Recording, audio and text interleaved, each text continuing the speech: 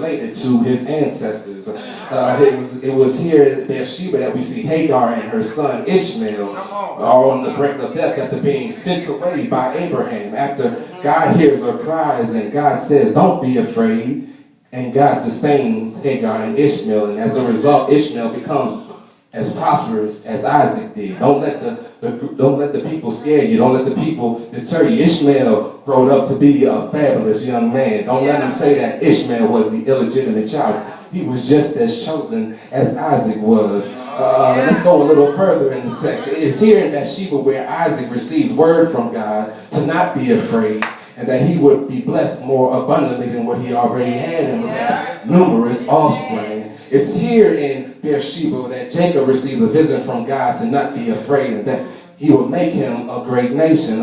What I've noticed with each of these encounters is that God had told each of them not to be afraid. In Elijah's situation, he missed the opportunity to hear from God and hear the sweet, soothing words, do not be afraid, because he didn't heed to the stories of the ancestors.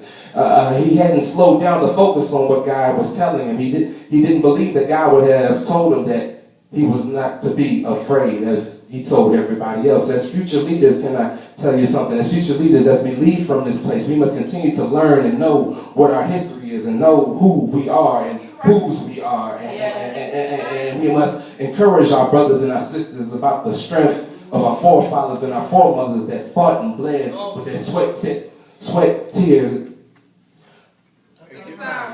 with their blood, sweat, and tears here on the shores of America. It's oftentimes we forget about the stories of our ancestors, and we don't realize the rich history that we come from, and as a result we become disconnected with who we are and whose we are. And we must understand that if God was with our African and African American brothers and sisters, why wouldn't God be with us? It's time to rise. It's time to rise. It is here we see that at Beersheba. In the Hebrew it means praise. So what happens is that Elijah missed his opportunity to praise in the midst of trials and tribulations. He missed the opportunity to look to God and look unto God and know that God was going to be with him in this situation.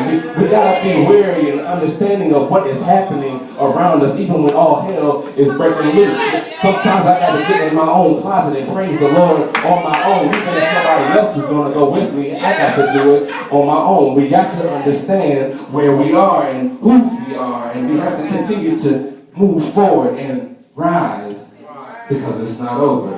Can you imagine this dark brother being worn out from his external exhaustion, from the heat and the lack of food and drink, sweating streaming down his face, and his body like a rushing river, his legs feeling like jelly from the constant running with no rest in between or in sight, his stomach growling and grumbling and roaring like louder than any of the biggest lions, tigers, and bears. Oh my! His tongue and his mouth is drier than the scorching hot sands that he was running on. As he's dealing with his external issues, I can't help but to think about his internal brokenness from feeling forsaken, and after starting from the top and now finding himself hitting rock bottom harder than he had ever experienced in his life.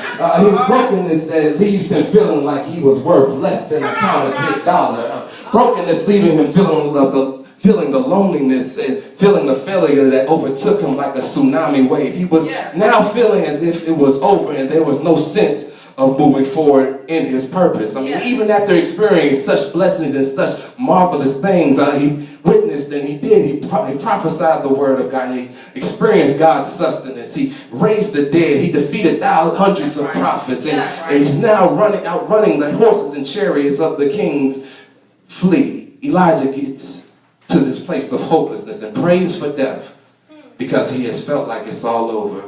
After exhausting himself from fighting a winless argument with God, and Elijah throws in the towel and he falls asleep.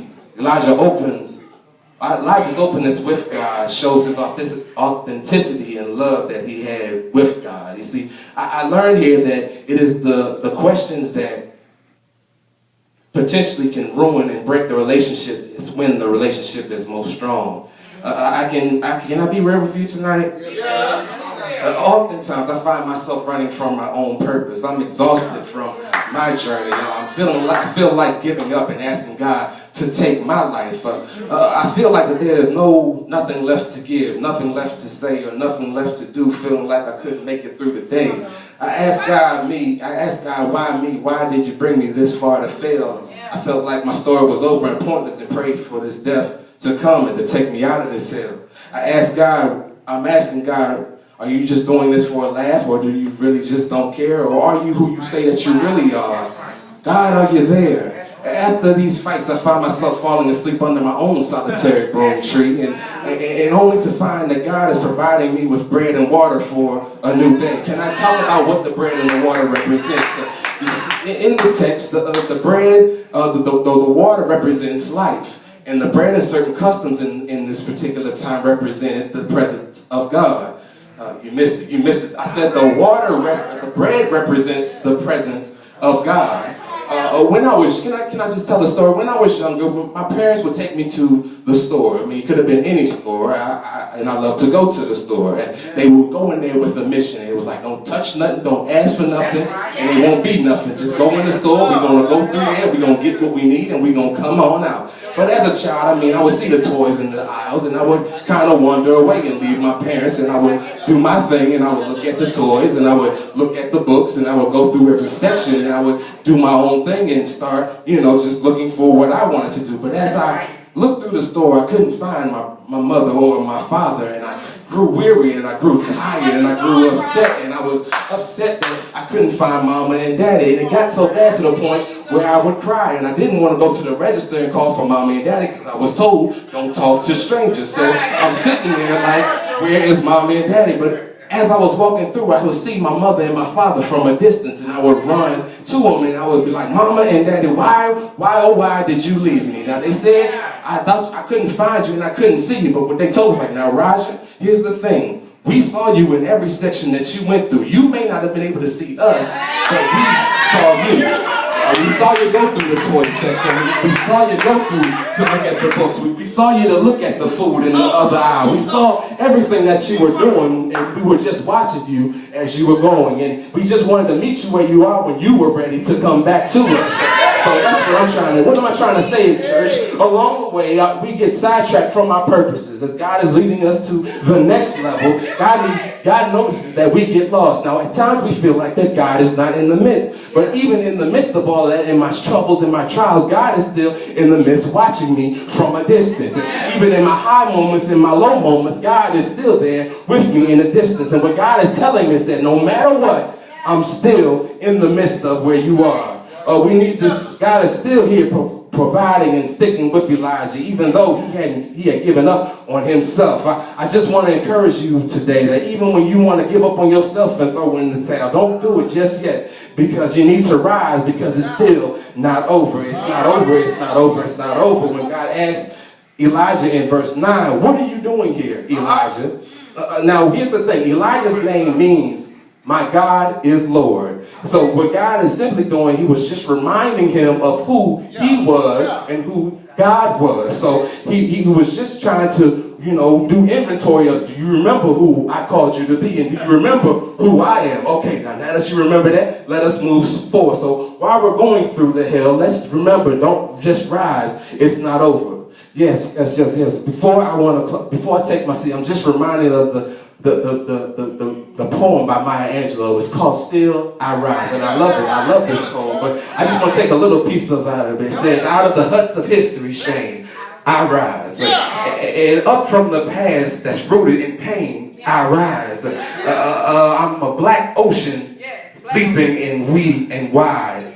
Welling and swelling, I bear the tide, leaving behind night's terrors and fear, I rise. And in the daybreak, that wonder is clear, I rise. Bringing the gifts from my ancestors, get grave. I am the dream and the hope of the slave. I rise. I rise and I rise. And they say that I wouldn't make it this tonight. They say I wouldn't amount to nothing. They said I was a lost cause. But every morning my parents would tell me, they would tell me, rise and shine. They would tell me to rise and shine, even when I wanted to put on myself, and I wanted to give up and get They wouldn't let me. They would just tell me, baby, just rise and shine. They say that you wouldn't make it this far. They say that you were going to end up in the penitentiary. But God is saying, rise and shine. Every went out and said we wouldn't make it, and that we couldn't take it, and that we couldn't amount to nothing. But even still, God told us, rise and shine. But rise because there's still people that need your help. Rise because there are ministries that you need to birth. Rise because there's some people that you need to love in spite of their shortcomings. Rise because you got some books to write. Rise because you got some businesses to start. Rise because you got some people that you need to love. Rise because there's people that still need hope. I don't know about you, but I know I need some hope in here tonight. Rise because there's people that need to be liberated and encouraged. Rise because it's not over. Jezebel, she thought she had it when she had on it. She put a hit out on us, but it wasn't over. Elijah prayed for death and even went to the desert out and hungry, just wanted to give in, but still it wasn't over. They took Jesus and they put it and they betrayed him, but it wasn't over.